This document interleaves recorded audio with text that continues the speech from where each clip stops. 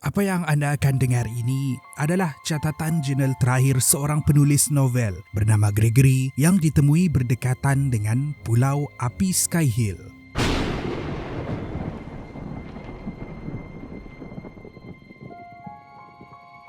Hari bulan 4, 1997. Selain dari penduduk tempatan yang tinggal di salah sebuah negeri di timur Malaysia ni, orang luar tidak tahu tentang kewujudan rumah api ini. Malah ini adalah sebuah rumah api yang telah wujud sebelum tertubuhnya Malaysia lagi. Siapa yang membina rumah api ini? Tiada siapa yang tahu. Satu rumah api terpencil yang dikenali oleh penduduk tempatan sebagai Rumah Api Sky Hill. Orang panggil aku Greg, singkatan kepada Gregory. Aku bukanlah orang tempatan, tapi berasal dari Australia. Walaupun begitu, telah menetap di salah sebuah negeri di Malaysia ni sudah lebih dari 30 tahun. Apa tidaknya, isteri dan anak warga negara Malaysia. Jadi Malaysia ni bukanlah sebuah negara yang asing bagi aku. Sekarang sudah pun berumur hampir 50 tahun. Sudah pun bersara dan untuk mengisi masa lapang, aku gemar untuk menulis novel-novel misteri sama ada untuk simpanan sendiri ataupun untuk diterbitkan. Disebabkan hobi inilah sudah menjadi lumrah untuk aku pergi ke kawasan-kawasan yang dikatakan mempunyai kisah misteri untuk mengalami dan melihat dengan mata sendiri sebuah kawasan sebelum memulakan penulisan novel. Nak dijadikan cerita, kisah Rumah Api Sky Hill ini aku dengar dari kenalan seorang pemandu pelancong. Katanya penduduk tempatan banyak melaporkan kisah-kisah misteri yang berlaku di rumah api itu. Laluan tebing menuju ke rumah api sudah lama terhakis. Untuk puluhan tahun lamanya, tiada siapa yang pernah ke situ, hanya melihat dari jauh. Antara kisah misteri yang diceritakan oleh penduduk tempatan ialah tentang seorang penjaga rumah api yang bernama William. Menurut kisah penduduk tempatan, Rumah Api Sky Hill telah dibina sekitar tahun 1910. Ia beroperasi sehingga lewat tahun 1980-an. Penjaga terakhir rumah api ini dikenali sebagai William Ashton, seorang lelaki berketurunan British yang berumur 40-an. Diceritakan walaupun sejak 1960-an lagi rumah api ini diarahkan untuk ditutup, tetapi William enggan dan berkeras untuk memastikan rumah api sentiasa menyala. Sehinggalah api di rumah api ini dimatikan pada tahun 1980. Kenapa William berkeras untuk memastikan rumah api Sky Hill sentiasa menyala? Sebab dia sedang menunggu ketibaan anaknya untuk menjemput dia pulang ke negara asal, iaitu Britain. Masalahnya, anak William sepatutnya berlabuh sejak tahun 1960 lagi. Dipercayai kapal laut anak William karam di lautan, tidak sempat tiba ke negeri ini. Maka dengan itu, William menunggu selama 20 tahun ketibaan anaknya. Orang kampung kata William tidak dapat menerima kenyataan dan berkeras untuk tinggal di rumah api Sky Hill, memastikan lampu rumah api sentiasa menyala dengan harapan anaknya akan datang menjemput dia pulang. Ramai yang cuba memujuk William untuk turun dari rumah, tetapi dia enggan percaya yang anak dia akan tiba bila-bila masa. William pun hidup terasing di tebing yang terpencil. Sehinggalah satu hari pada tahun 1980 berlaku satu insiden misteri di mana lampu rumah api Sky Hill terpadam. Ini menimbulkan banyak persoalan. Adakah William sudah pulang ke Britain ataupun dia meninggal di situ? Disebabkan rumah api ini terpisah, tiada siapa yang tahu apa yang terjadi dengan dia. Itulah kisah legenda menurut penduduk tempatan tentang Rumah Api Sky Hill. Kisah legenda dan mitos inilah yang membuatkan aku bersemangat untuk berkunjung ke situ, melihat dengan mata kepala sendiri dan mungkin merungkai misteri tentang apa yang terjadi dengan William Ashton. 21 hari bulan 5, 1997. Walaupun isteri dan anak-anak melarang aku untuk pergi, tapi aku sudah tekad. Sekitar Sabtu pagi bertolak menuju ke Rumah Api Sky Hill. Dari ibu kota negeri ini mengambil masa 6 jam. Rancangan asal untuk tinggal di rumah api ini selama 2 hari 3 malam. Satu masa yang aku rasa cukup untuk mundar-mandir melihat kawasan sekeliling. Setelah tiba di kawasan kampung yang berdekatan, aku letakkan kenderaan di situ dan mulakan langkah pendakian menuju ke rumah api. Beberapa jam mendaki, akhirnya rumah api Sky Hill kelihatan dari jauh. Namun begitu, disebabkan rumah api ini sudah terpisah dari tanah besar, maka aku perlu untuk memberanikan diri melalui kawasan jalan yang curam dan berbatu. Mujurlah, masa zaman muda dulu, aku sering mendaki tebing yang curam. Berbekalkan pengalaman masa lalu, aku tekad hanya untuk sampai ke rumah api Sky Hill. Setelah bertungkus lumus, akhirnya aku berjaya untuk tiba di kawasan rumah api. Walaupun masih termengah-mengah untuk sampai, tetapi penat tidak terasa bila melihat rumah api Sky Hill berdiri di depan mata. Maka di sinilah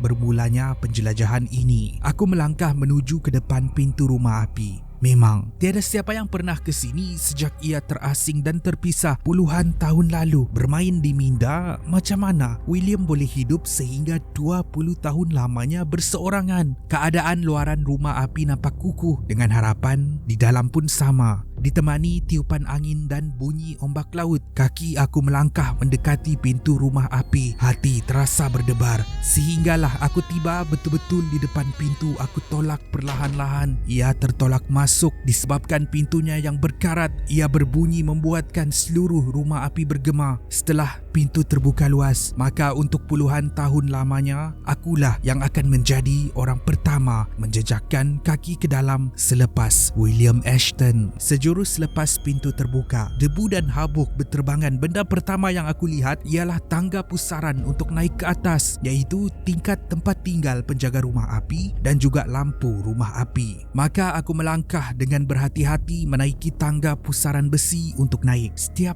langkah yang diambil sangat berbahaya sebab besi sudah pun reput. Tapi bak kata pepatah, alang-alang menyeluk pekasam biar sampai ke pengkalengan. Satu persatu kaki aku melangkah. Akhirnya aku tiba di bilik utama rumah api. Kawasan bilik seperti juga rumah api zaman-zaman dulu, ia dikelilingi kaca. Pandangan luar melihat jauh ke dalam hutan dan kawasan sekeliling. Di sinilah terletaknya lampu rumah api yang sudah lama hangus. Di sinilah terletaknya tempat tinggal William. Masih ada lagi barangan-barangan William seperti katil, meja, kerusi, baju, pelbagai jenis buku dan banyak lagi. Di sinilah tempat William tinggal berseorangan untuk 20 tahun lamanya menunggu anak dia untuk pulang. Terkesima sekejap, aku melihat keadaan di sini berhabuk dan berusang. Sedar tak sedar, keadaan di luar dah gelap. Jam menunjukkan pukul 7 malam. Aku pun menyiapkan satu ruangan untuk tidur dan berehat. Kisah misteri berlaku pada malam pertama. Sekitar pukul 3 pagi, aku dikejutkan dengan bunyi pintu utama rumah api dibuka.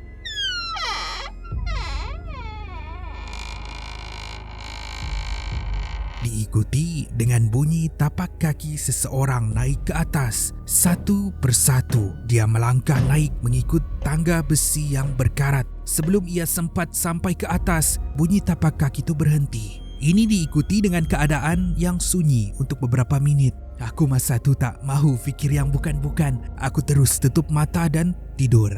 Tidak sehingga aku dikejutkan sekali lagi dengan bunyi seseorang yang bernafas betul-betul di telinga aku.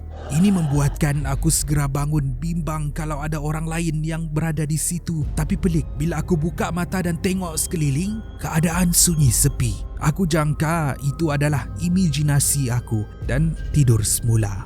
22 hari bulan 5, 1997. Keesokan paginya, setelah bangun dari tidur dan bersarapan, benda pertama yang aku buat ialah menggeledah seluruh barangan William. Geledah punya geledah, akhirnya aku temui satu benda yang sangat penting, iaitu buku jurnal William Ashton sendiri. Buku inilah yang akan merungkai apa sebenarnya yang terjadi. Disebabkan buku jurnal tu sudah mereput, jadi aku kena berhati-hati. Aku membelek satu persatu helaian jurnal. Rasa berdebar untuk membaca. Apa tidaknya buku jurnal ini bukan sahaja melaporkan aktiviti harian William, tetapi buku ini juga mengandungi isi hati dia. Dari buku ini aku dapat flashback apa yang terjadi kepada William. Menurut catatan William yang ditulis pada tahun 1960-an, dia sebenarnya tahu yang anak dia tidak akan datang. Dia tahu anaknya telah karam di lautan. Walaupun begitu, dia masih menyimpan harapan anak dia akan datang. Itulah dia tetap menunggu. Menurut catatan William yang ditulis pada tahun 1970-an pula, katanya dia sudah hampir putus asa tapi masih nekat dan masih lagi berfikiran waras. Ini menandakan setelah 10 tahun menunggu, William tidaklah hilang akal seperti yang diceritakan oleh penduduk tempatan, tetapi dia masih lagi waras. Seharianlah aku membaca jurnal William ini sehinggalah aku tiba ke bahagian yang ganjil. 23 hari bulan 5, 1997. Hari ketiga berada di situ, aku masih lagi meneliti jurnal William. Sehinggalah aku tiba ke catatan yang menarik perhatian aku. Satu catatan yang dibuat pada tahun 1980. Dia mencatatkan ada beberapa kali dia dikejutkan dengan bunyi pintu utama rumah api terbuka, diikuti dengan bunyi tapak kaki seseorang naik ke atas. Begitu juga dengan bunyi seseorang yang bernafas dekat dengan dia. Bila aku membaca catatan ni, terdetik di fikiran tentang gangguan yang sama kepada aku. Di sinilah rasa tahu aku semakin membuak-buak. Menurut catatan William lagi, gangguan itu kerap kali berlaku, malah hampir setiap malam. Dia menyangka yang itu adalah anak dia. Tapi bila dia tengok kawasan sekeliling, tiada sesiapa yang berada di situ. Menurut William lagi, bunyi bernafas ini berubah menjadi bunyi bisikan. Bunyi bisikan tu menyuruh dia terjun ke tebing. Kononnya suara tu berbisik, anak dia ada menunggu di bawah tebing. Saat ini William sudah mula hilang akal. Sehinggalah catatan William yang bertarikh 12 hari bulan 11 1980 yang bertulis, hari ini saya akan bertemu dengan anak saya di bawah tebing. Hari ini saya akan pulang. Itu adalah catatan terakhir William di buku jurnal ini. Apakah maksud William ini? Adakah dia akhirnya hilang akal dan terjun ke tebing? 25 hari bulan 5 1997. Setelah habis membaca catatan tu, aku menulis semua penemuan aku tentang apa sebenarnya yang berlaku kepada William. Walaupun begitu, terdetik di minda untuk mencari bukti sahih adakah William memang terjun ke tebing, dia mengikut bisikan tu ataupun sebaliknya. Inilah satu persoalan yang bermain di minda, seakan aku menjadi obses untuk mencari William. Rancangan asal untuk tinggal selama 2 hari 3 malam menjadi 5 hari. Setiap malam, aku pun menerima gangguan yang sama. Seperti juga catatan William. Dia mendengar bunyi bernafas yang kedengaran. Sehinggalah aku sendiri yang mendengar. Bunyi orang bernafas tu berubah menjadi bunyi seseorang yang berbisik. Kata suara tu, cari William di bawah tebing. Terjunlah ke bawah tebing. Ayat bisikan ini berulang pada setiap hari di telinga aku. 27 hari bulan 5 1997. Gangguan bisikan menjadi semakin teruk. Bisikan tu suruh aku cari William di bawah tebing. Ibarat benda yang mengganggu tu tahu dengan keobsesan aku untuk mencari apa sebenarnya yang terjadi kepada William. Bisikan ini punca William menjadi gila. Aku tak akan menjadi gila disebabkan gangguan ini. Tidak. 28 hari bulan 5 1997. Sudah beberapa hari aku terjaga dan tidak dapat tidur. Bisikan tu tidak henti-henti, tidak kira malam ataupun pagi. Mungkin aku perlu pulang. Adakah aku patut pulang? Tidak. Alang-alang menyeluk pekasam kan? Bagi aku, masa beberapa hari lagi untuk mencari William. 30 hari bulan 5 1997. Catatan terakhir Gregory.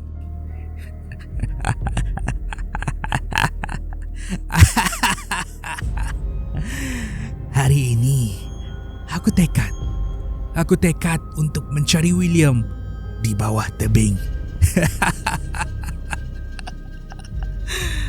Hari ini aku akan merungkai segalanya. Nota Gregory ini ditemui hanyut di persisiran pantai tanpa Gregory.